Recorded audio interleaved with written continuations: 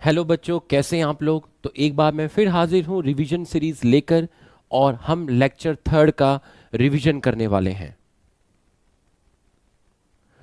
बच्चों, सबसे पहले जो हेडिंग है वो है मेंडलिज्म, जहां हम मेंडल के बारे में जानेंगे।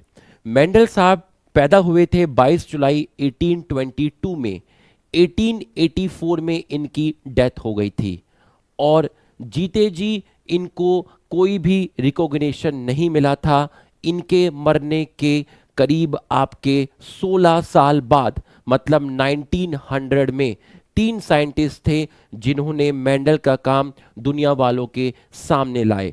एक का नाम था कॉरेंस, दूसरे का नाम था डी वेराइस और तीसरे का नाम था ट्रेशर मार्क। कहाँ के ये थे? ये ऑस्ट्रिया के रहने वाले थे और इस मॉन्स्ट्री में इन्होंने काम किया था। जिस प्लांट पे काम किया उसका नाम गार्डन पी है। गार्डन पी का साइंटिफिक नेम पाइसम सटाइवम है।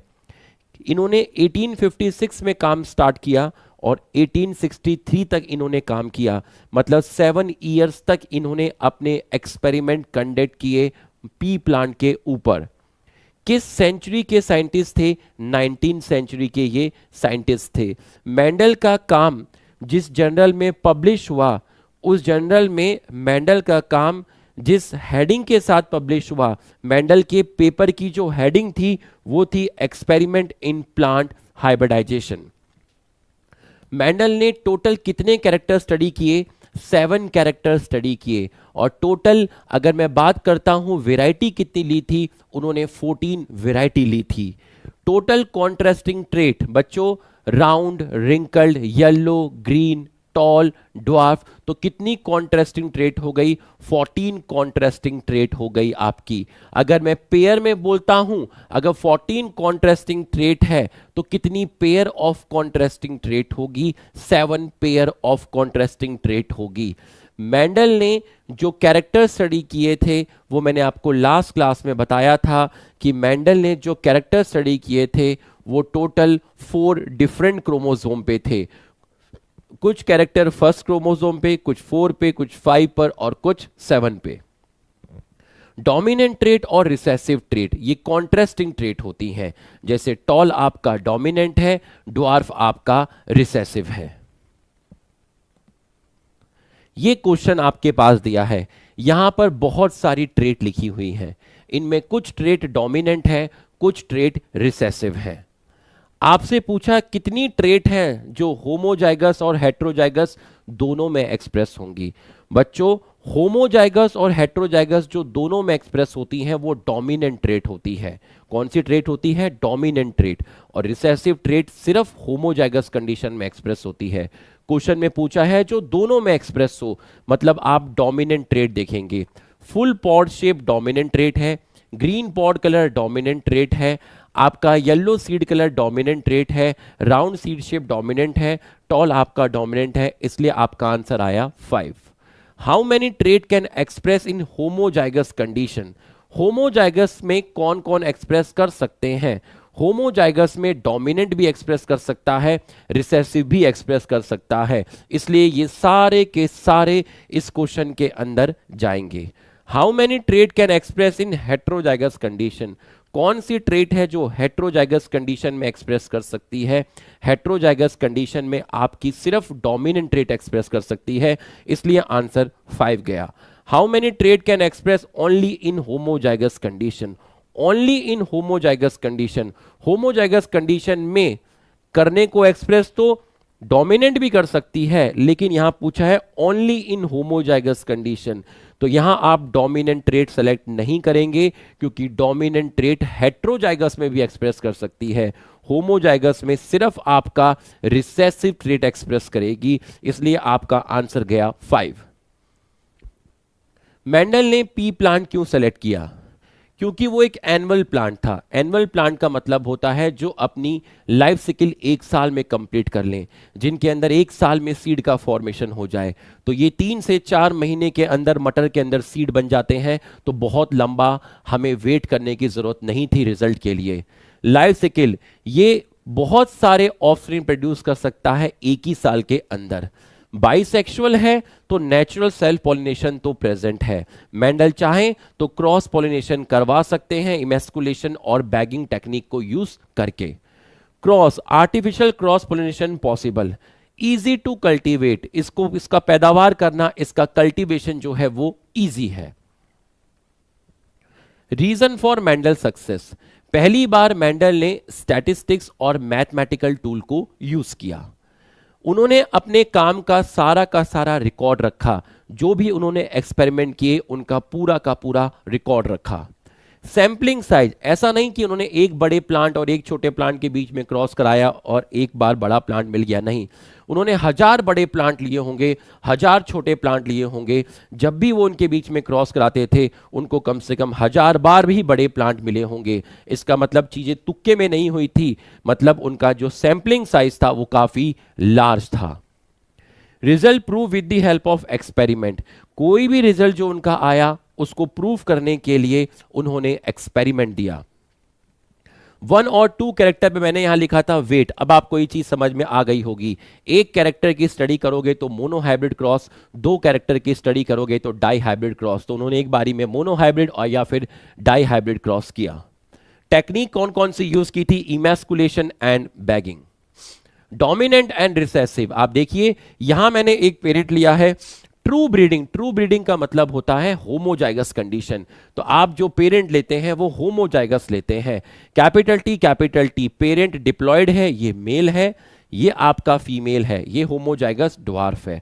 What is true breeding? Homozygous condition. Heterozygous condition represent true breeding, false हो गया। होमोजाइगस का मतलब होता है true breeding. Homozygous condition represent true breeding, बिल्कुल सही है। Capital T and small T represent true breeding, ये दोनों होमोजाइगस कंडीशन है, तो आपका बिल्कुल सही है। Capital T small T is true breeding, ये आपका फॉल्स हो गया क्योंकि ये हेट्रोजाइगस कंडीशन है। Homozygous dwarf recessive, heterozygous tall dominant, homozygous tall dominant. Let's talk about gamete. ये आपके पास पेरेंट है, बिल्कुल सही है। पेयर ऑफ क्रोमोसोम, कितना पेयर है? एक पेयर है। एक पेयर में कितने क्रोमोसोम है? 2। ये पेरेंट n है या 2n है? ये आपका 2n है। क्या ये ट्रू ब्रीडिंग है? बिल्कुल ट्रू ब्रीडिंग है क्योंकि होमोजाइगस है, और ट्रू ब्रीडिंग के लिए वर्ड यूज करते हैं प्योर, तो ये आपका यस बिल्कुल प्योर है। कितने गैमेट बनेंगे? एक गैमेट में ये क्रोमोसोम गया, एक गैमेट में ये क्रोमोसोम गया, तो गैमेट कितने बने आपके? गैमेट 2 बने। बट इस गैमेट में भी कैपिटल टी वाला क्रोमोसोम है, इस गैमेट में भी कैपिटल टी वाला क्रोमोसोम है, तो दोनों गैमेट सेम है। गैमेट तो 2 बने बट दोनों एक ही टाइप के बने, दोनों एक ही टाइप के बने, दोनों गैमेट एक ही टाइप के बने। तो type of gamete 1, number of gamete कितना है? 2। Out of 2 chromosome, number of chromosome enter into 1 gamete. 2 chromosome में से एक गैमेट में कितना क्रोमोसोम गया? एक गैमेट में एक क्रोमोसोम गया। तो ये कितने एलील हैं? 2 एलील हैं। तो जब एक गैमेट में एक क्रोमोसोम गया तो एक गैमेट में एक एलील गया, एक गैमेट में एक एलील गया। तो 2 एलील में से एक गैमेट में कितना एलील गया? एक एलील गया। और आउट ऑफ 2 फैक्टर, इन्हीं को 2 फैक्टर मान लीजिए या 2 जीन मान लीजिए। Out of 2 factor, number of factor into 1 gamete, एक फैक्टर गया। तो ये चीज आपको समझ में आ गई होगी। Chromosome allele gene factor pair में होते हैं, बट ये सेग्रीगेट होते हैं, ये सेपरेट होते हैं कब? At the time of gamete formation. Meiosis के समय जब गैमेट फॉर्मेशन होता है तो दोनों क्रोमोसोम अलग अलग हो जाते हैं।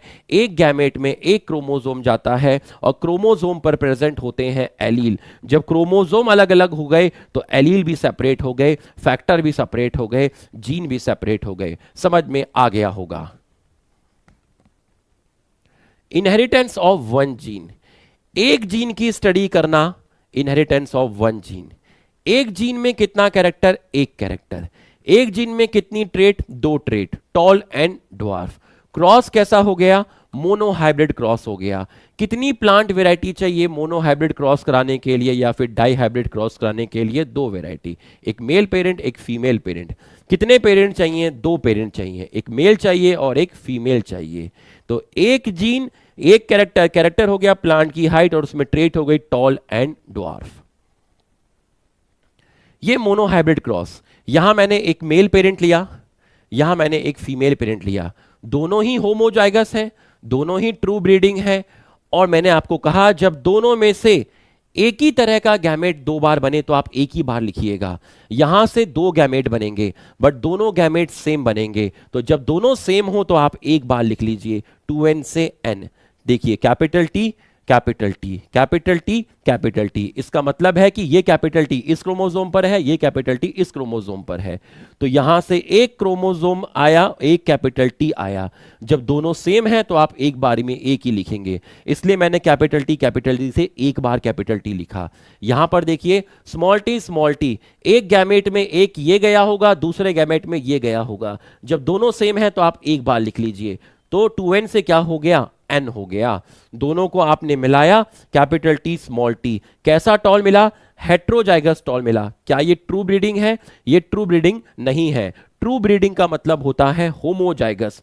Capital T small T 2n हो गया क्योंकि गैमेट n दोनों मिले तो आपका बना zygote. F1 generation, first filial generation, ये आपका फीलियल मतलब होता है ऑफस्प्रिंग। तो ये आपने लेक्चर 3 का रिवीजन देखा। लेक्चर 3 के बाद अब आपका हम स्टार्ट करने वाले हैं लेक्चर 4।